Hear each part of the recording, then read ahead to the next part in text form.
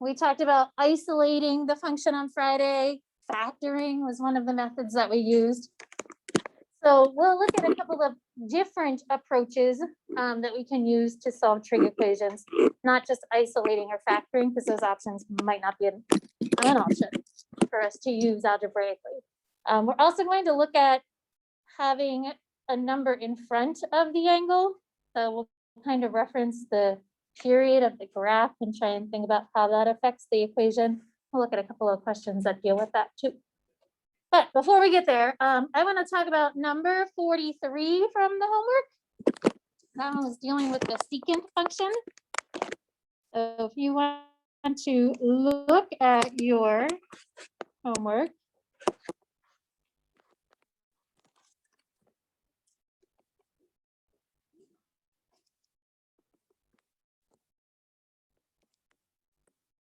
so 43 was the secant squared minus the secant, and then it was equal to 2.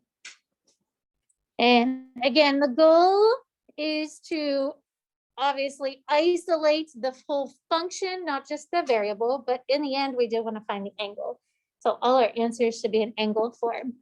The directions in this case were to have your angle listed from 0 to 2 pi, so specific angle values.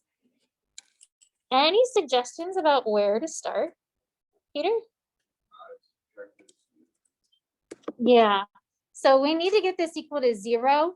I know the left side, you might think, oh, let's just try and factor that left side.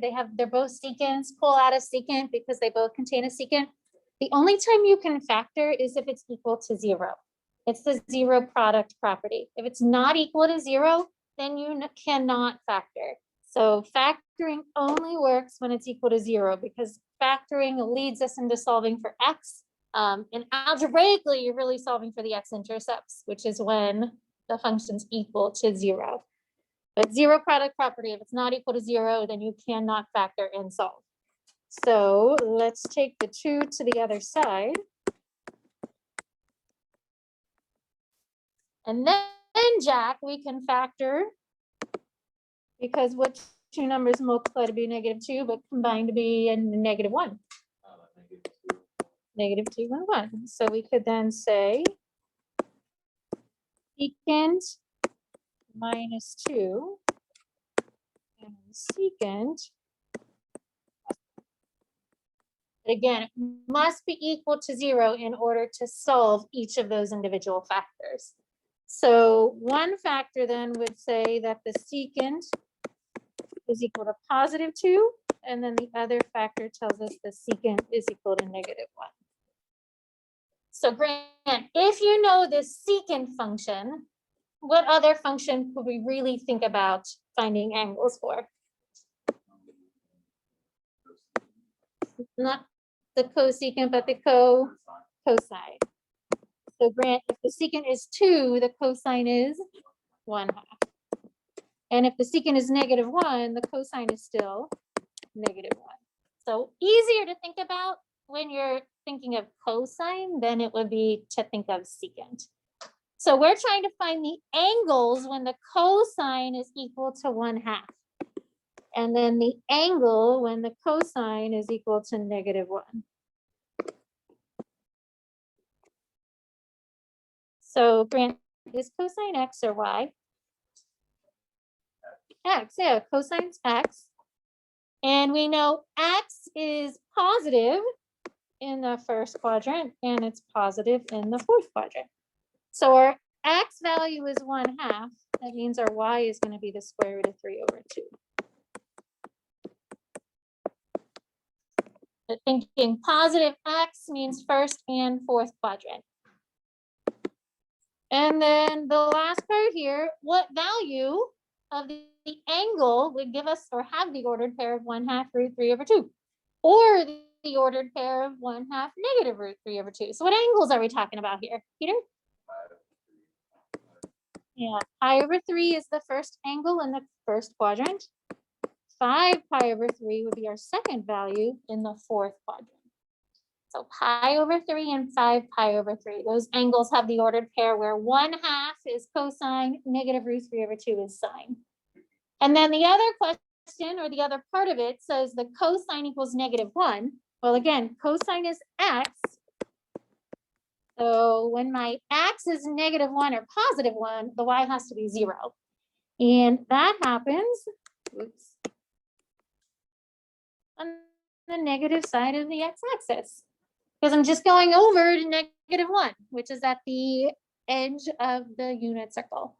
And Jack, that angle is,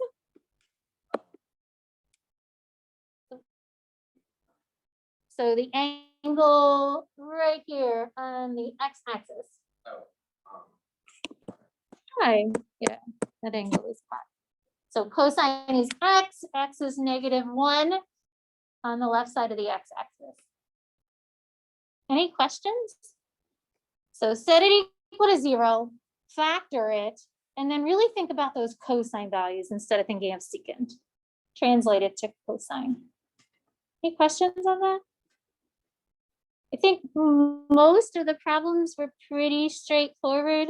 I will say tonight's homework might be like a couple of extra steps. You'll have to try and use the like various methods that we've talked about with the factoring, getting it equal to 0. But we'll use I think 2 or 3 of the problems will use one of the methods we talk about today. Questions? All right, so if you can find section 5.3 in your notes, day 2, page 23.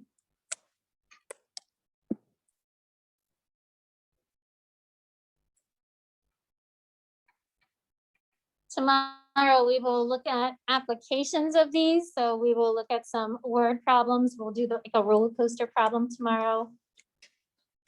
I think I have another problem of like an earthquake and how the Earth's surface technically kind of like has that sine pattern where when there is an earthquake, the Earth's surface is really going up and down, up and down. So we'll look at that too tomorrow. So a couple of applications to try and pull in with solving equations. So the function or the equation that we're working with, for example, 1, says find all the solutions. And then we have the cosine x plus 1 equals the sine x. And then it just says from 0 to 2 pi, which is exactly how the answers for that the homework problem that we went over. So we don't need general form. We're just going to find the answers and then we would have solved the equation. So cosine x plus 1 equals sine. On Friday, we talked about isolating the function when there was a single function. We also talked about factoring it if we could factor it in some way, but nothing is squared here. And sine and cosine aren't the same, so we can't really factor a GCF out. So that means algebraically, we're going to have to somehow manipulate this problem so that we can try and use some type of method to help us solve. So again, cosine x plus 1 equals the sine x. So think about what you could algebraically do to an equation that we would have done to one of the algebra equations that we would have worked with. So we have to manipulate this equation in some way. So really, there's no way that we can solve it as is. What methods could we try and use?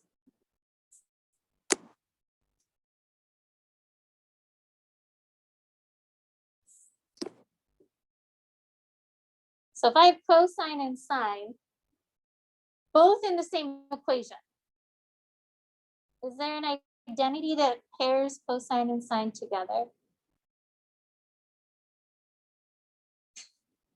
Cole, what identity has sine and cosine in it?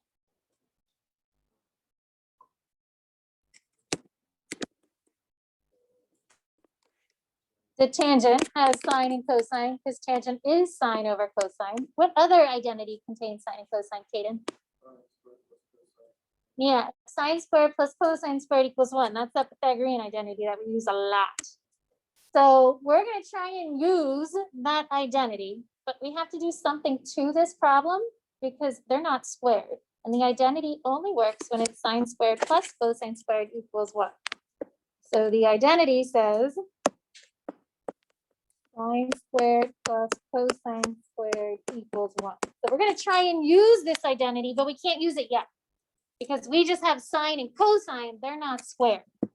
So what do you think you could do to the equation so that I have functions that are squared?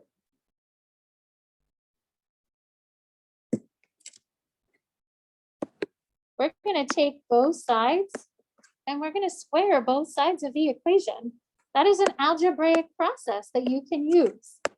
Remember, if I had a radical in the problem, I would square both sides to get rid of the radical. So squaring both sides is an algebraic process. It doesn't work just for radicals, it will work for trig equations as well. Now, when you square a quantity, Jenny, 5x plus 1 quantity squared, what does that really mean? Excellent. So you cannot distribute the squared in because it's a quantity with a plus sign. That means there are 2 of them. So when you multiply cosine plus 1 times cosine plus 1 together, you end up having cosine squared plus 2 cosine plus 1. On the other side, we have sine it's squared. So that just means that we have sine squared. So now on the left, we have cosine. On the right, there's a sine squared.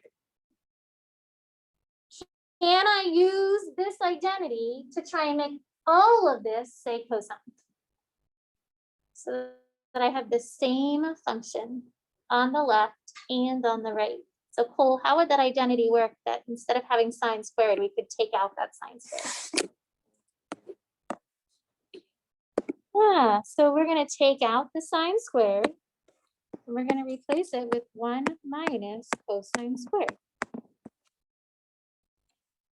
So we have cosine squared, 2 cosine plus 1. And then on the other side, 1 minus cosine squared. So when you're solving these equations, if you can get the function to be the same function in the, like each cosine or all of them being sine, then you can factor. So Kaden, if we add the quantity on the right to the left, what does our equation become? So 2 cosine x. Close. I agree the 2 cosine x should be there. What else is going to be there? Yeah, because we have to add this cosine squared to the other side.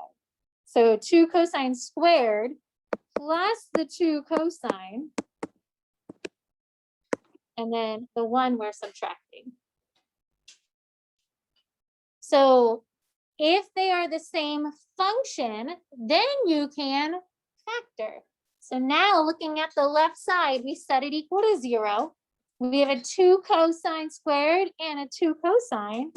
So we can factor out the GCF and we're left with the cosine plus 1 is equal to 0.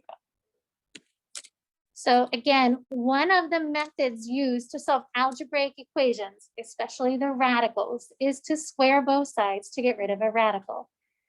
That same method can be used to solve trig equations. We're squaring both sides so that we can use an identity so that we have then the same trig function in the equation. So when you solve the first one, cosine is equal to 0. The second one, the cosine is equal to -1. So remember, you're still taking the function outside. That's one of our solutions. And the function inside also gives us a solution. So we just got done saying cosine is x. So my ordered pair would be a 0, 1, -1, 0. That's So Peter, when on the unit circle is the cosine equal to 0?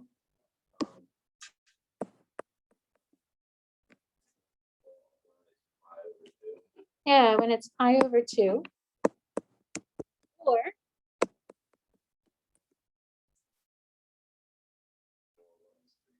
yeah, when it's 3 pi over 2, because it's negative 1. And then we just got done saying cosine is equal to negative 1. Jack told us this at pi. Because it's negative 1 on the negative x-axis. Questions? All right. We're not done with this problem yet. And you're thinking, oh my gosh, she's got to be kidding. If I have a radical, I'll just say it's equal to 2. We square both sides. And we end up with x minus 6 equals 4. And then this would give me x equals 10. Anytime you manipulate an equation and add extra things to the equation, which is really what you're doing, because I started off with just a cosine and a sine, and by squaring both sides, we have then changed the function and added a squared term, and we added a squared term. Anytime you do that, you could possibly have what type of solution as an answer? Extraneous. So anytime you're adding extra powers to the function or extra expressions to the function, in that case, both of them are now squared, you need to check for extraneous solutions. So to check it, just like we would algebraically, you need to take your values and plug them into the original equation. So if I check this, I have the cosine, and then I'm just going to start with pi over 2. And then plus 1 equals the sine and pi over 2. So the first part, the cosine of pi over 2. Here's pi over 2. My cosine is 0. I already have the ordered pair of pi over 2. So the cosine is 0. Sine of pi over 2 is 1. Again, my ordered pairs are right here. Parker, does 0 plus 1 equal 1? Yes. Okay, so that checks. That means pi over 2 is a solution. That one's good to go. The next one is 3 pi over 2. So I'm going to plug in my angle. Again, I have that ordered pair right here. The cosine of 3 pi over 2 is 0. But the sine of 3 pi over 2 is negative 1. Parker, does 0 plus 1 equal negative 1? Nope, not true. So pi over 2 works, but 3 pi over 2 does not. If I check my last one, I have the cosine of pi, sine of pi. Again, I have my ordered pairs sitting here. So at pi, we're at negative 1, 0. So the cosine is negative 1. The sine of pi has a y value of 0. Parker, negative 1 plus 1 equals 0? Yeah. Yes. So that means our two solutions are at pi over 2 and pi. Questions? So anytime you take a function and you square both sides, you take an equation and square both sides, there may be extraneous solutions. And there's usually a good chance that one of them is going to be extraneous. Makes it a long problem. Questions?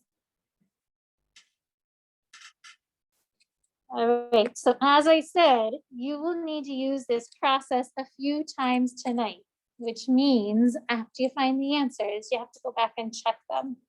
to see which angles truly are the solutions. And you're always checking them into the original equation, not the new one you squared, but the original equation you started with.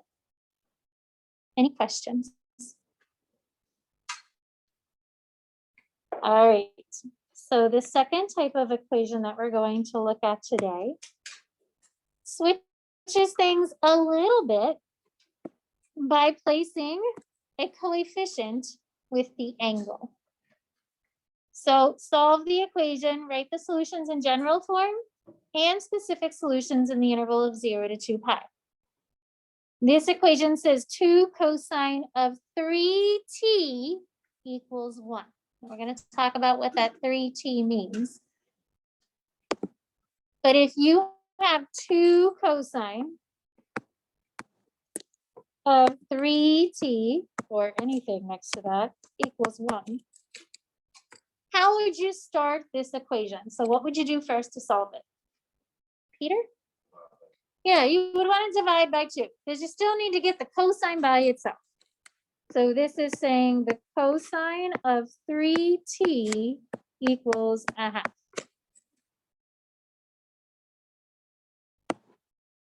That 3 is attached with the t. It's its coefficient. You cannot divide by that because it's attached to the angle, not the function itself. So it affects the angle, not the function itself. So after you isolate the function, the next step is to find the angles. So we want to find the angles when the cosine is equal to 1/2. So we're still doing that same process. On the unit circle, which we actually, I think, just did this one with number 43. So number 43 was a nice one to go over. X is positive in 1, X is positive in 4. And Kaden, I think you were the one who told us your angles would be. And 5 pi over 3. As my X is a half when my Y is a square root of 3 over 2. So those would be the angles. Here's where the problem changes a little bit. We are solving not only for X, but that X or T, since our variable is T, has a 3 in front of it. So 3t is the angle, and that is equal to pi over 3 and 5 pi over 3. So it's not just t by itself, but it's 3t. This problem says write the solutions in general form, which we're actually going to do first, and then determine the specific solutions between 0 and 2 pi. So to write it in general form, Gianna, what would you do to write an angle in general form or a solution in general form?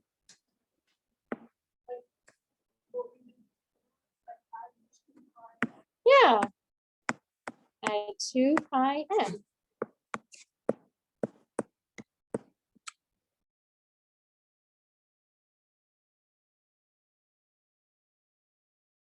So in order to get an actual general equation, this is 3 times t equals pi over 3 plus 2 pi n.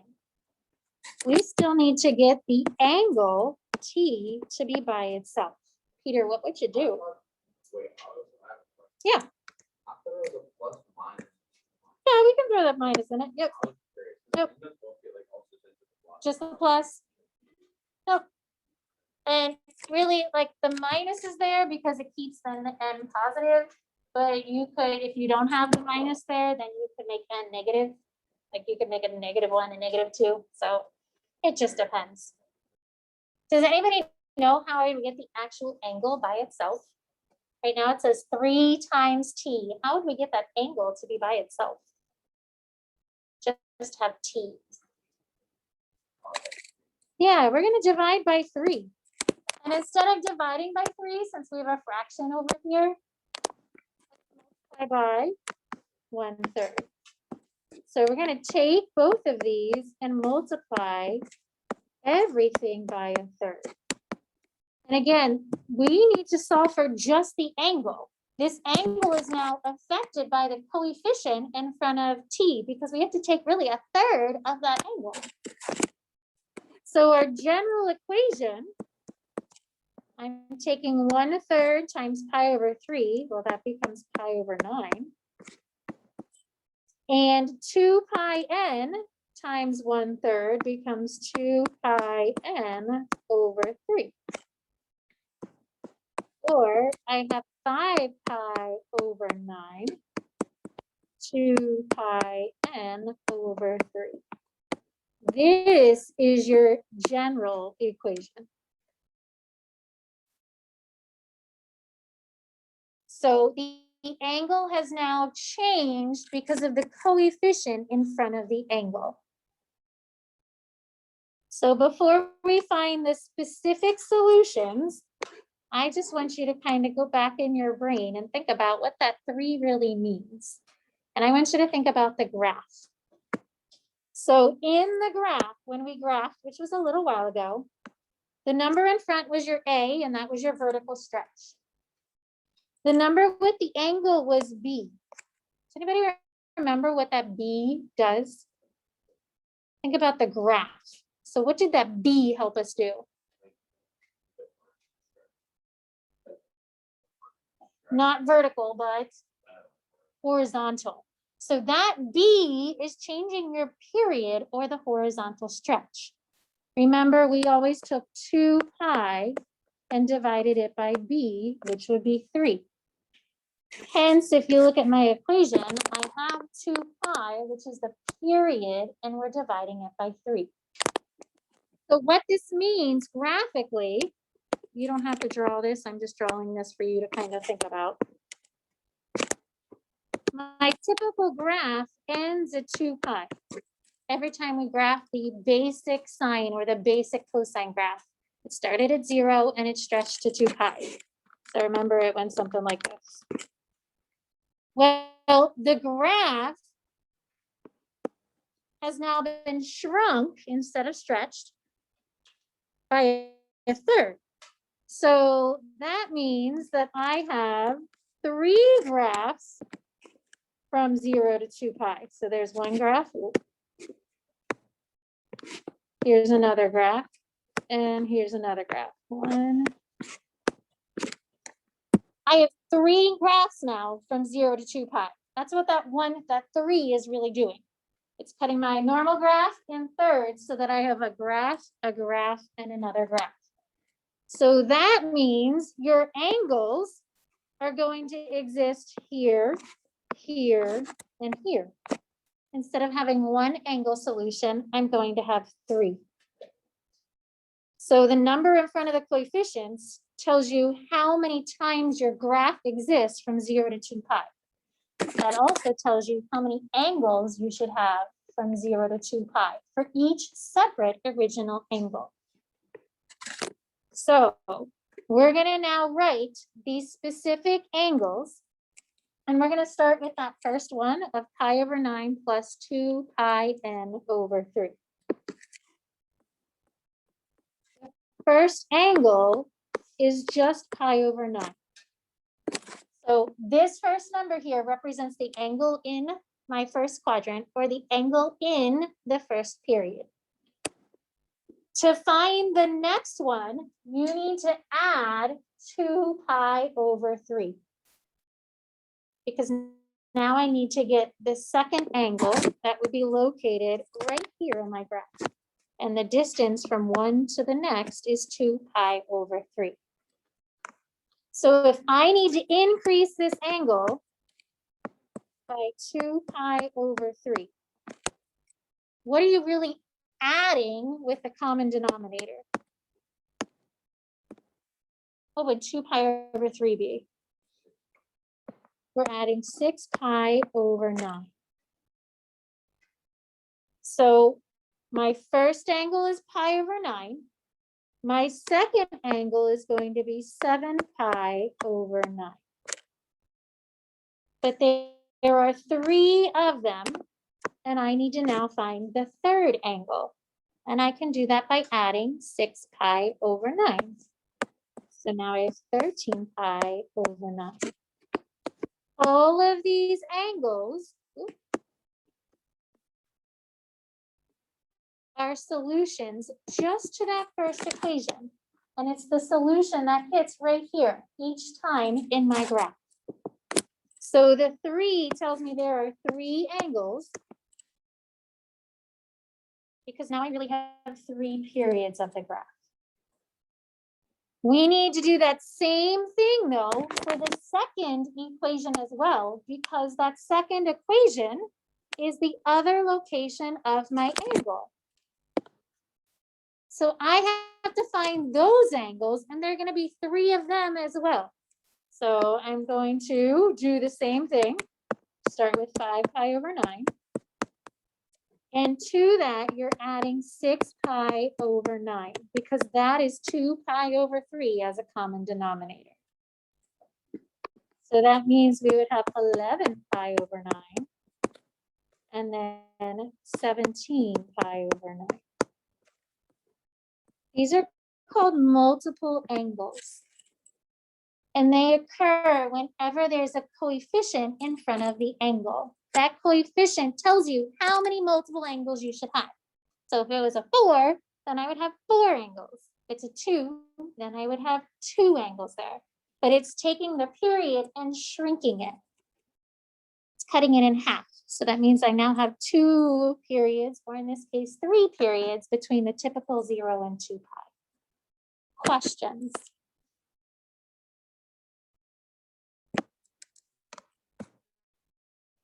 The last 2 problems of your homework are multiple angles. So we're going to see if we can do one more, which is at the top of the next page. There it goes. So solve the equation. Generally, the equation is pretty easy to solve. It's the multiple angle part that makes it a little harder to think about. Write the solution in general form, and then determine the specific solution. So in this case, we actually need the general form to help us find the specific answers. So if I have 3 tangent x over 2 plus 3.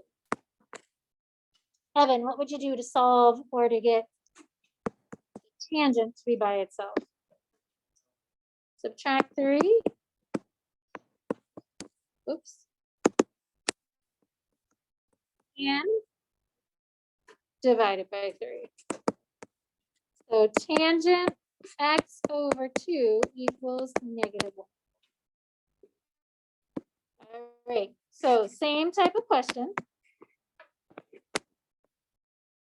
We know tangent is y divided by x. What ordered pair would give us a 1 when you're taking a y and dividing it by x? Evan? I'm sorry, not Evan, Kaden. Pi over 4. So we're looking at that ordered pair, square root of 2 over 2, square root of 2 over 2. That's the pi over 4 angles. Kaden, when would tangent be negative? If I take y divided by x, when would that be negative? Yeah, second and fourth quadrant. So we're talking about 3 pi over 4 and 7 pi over 4.